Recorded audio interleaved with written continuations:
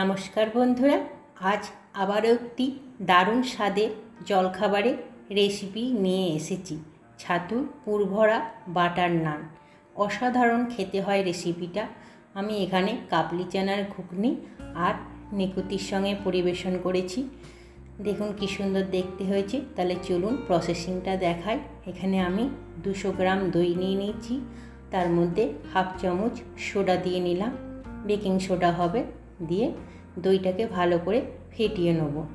আপনারা চাইলে ইস্ট দিতে পারেন, কিন্তু আমি ইস্টটা ব্যবহার করিনি বলে খাবার সোডাটা দিলাম। এতে দইটা বেশ ফুলে উঠবে খানিকক্ষণ রাখলে। একটু রেখে দিচ্ছি।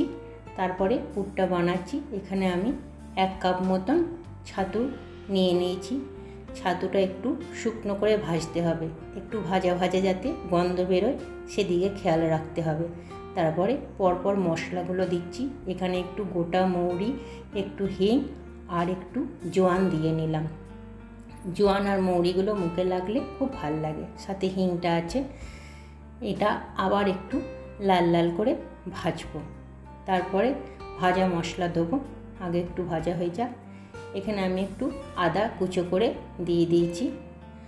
একটু কুচো কুচো করে আদাটা দিলে এটাও মুখে লাগলে খুব ভাল লাগে। সাথে অল্প 1 চিমটে চিনি দিয়ে নিলাম।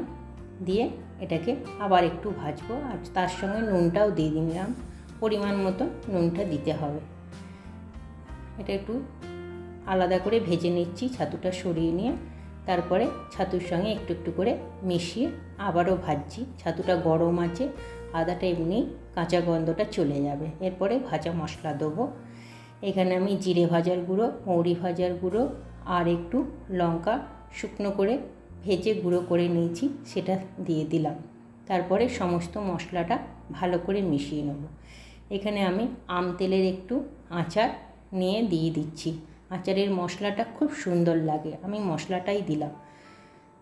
আম তেল বা লেবুর আচার, যে কোনো আচারের মশলাটা দিলে খেতে খুব ভালো হয় এই বাটার নানটা।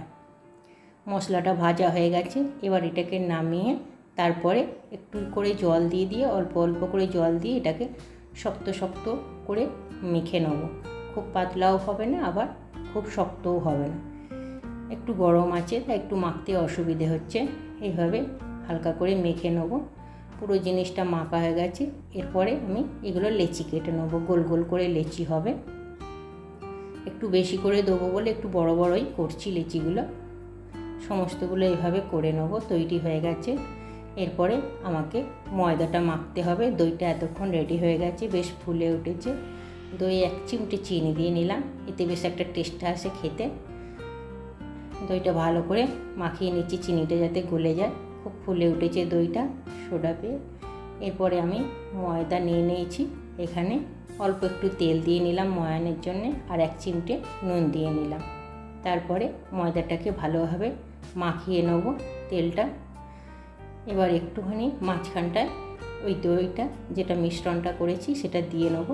দই দিয়েই মাখা হবে, এখানে কোনো জল টল দেওয়া যাবে না। দই দিয়ে মাখলে খুব নরম হয়, খুব সুন্দর খেতে হয়। নানটা এইভাবে খুব সুন্দর ফুলেও ওঠে। মাখা হয়ে গেছে নরম নরম করে। এবার লেচি কেটে নিয়েছি। এই লেচিগুলো প্রথমে আগে বেলে নেব। বেলে এই কারণে নিচ্ছি, তাহলে অনেকটা পুর ভরা যাবে, তাতে পুরটা বেরিয়ে যাবে না। এই যে পুরটা এইভাবে ভরছি। তারপরে ওপরটা ভালো করে বন্ধ করে নিচ্ছি, মুখটা ভালো করে চেপে চেপে বন্ধ করে এইভাবে ঘুরিয়ে নিয়ে আমি উল্টো দিকটা বেলবো। উল্টো দিকে বেললে পুরটা একটুও বেরিয়ে যাবে না। এই যে এইভাবে দেখুন বন্ধুরা, বেলছি, কিচ্ছুই হবে না। অনেকটা পুরো এতে দেওয়া যায়, খেতে খুব টেস্টি লাগে। আচারের গন্ধ ভুরভুর করছে, খুব সুন্দর খেতে লাগে। একবার বানিয়ে দেখবেন। হয়ে গেছে। এইভাবে দুটো প্রথমে করে নেব একসঙ্গে। কড়া বসিয়ে দিয়েছি আমি, কড়াইটা গরম হয়ে গেছে। এরপরে আমি এক সাইডে দুটো দিয়ে নিচ্ছি। দেওয়া হয়ে গেছে। এরপরে একটু নরম থাকার জন্য আমি একটা চাপা দিয়ে নেব। চাপা দিলে জিনিসটা খুব নরমও থাকবে আর ভেতরটা খুব সুন্দর ভাজাও হবে। এই যে ফুলে উঠেছে। ঢাকাটা খুলে আমি হাতে করেই উল্টে দিচ্ছি, আপনারা খুন্তি করেও চাইলে করবেন। অপর পিঠটা শেখার জন্য আবার ঢাকা দিয়ে নিলাম। ঢাকাটা দিলে কিন্তু খুব নরম হয়। হয়ে গেছে, পুরো ব্রাউন হয়ে গেছে। এবার আমি বাটার নিয়ে দু সাইডে বুলিয়ে দেবো চামচে করে। প্রথমে ওপরটা দিচ্ছি, তারপরে নিচটা ঘুরিয়ে ঘুরিয়ে দেবো। খুব অল্পই লাগে বাটার, গন্ধটা খুব হুড়হুড় করে, খুব সুন্দর লাগে খেতে। আর ভেতরে যা পুরটা দিয়েছি, যা মশলা দিয়েছি, তাতে অসাধারণ খেতে হয়। এভাবে সমস্ত জায়গাটায় যাতে বাটারটা লাগে ঘুরিয়ে ঘুরিয়ে করে নেব। মোটামুটি রেডি হয়ে গেছে। এইভাবে সমস্তগুলো ভেজে নিতে হবে। পরিবেশন করে দেখাচ্ছি। দেখুন কি সুন্দর দেখতে হয়েছে, সুন্দর ব্রাউন করে ভাজা হয়েছে সমস্ত আমার এই বাটার নানগুলো। তার সঙ্গে আমি কাবলি চানার তরকারি দিয়েছি আর একটু নিকুতি রেখেছি। যদি ভাল লাগে প্লিজ ট্রাই করে জানাবেন বন্ধুরা। তাহলে নমস্কার।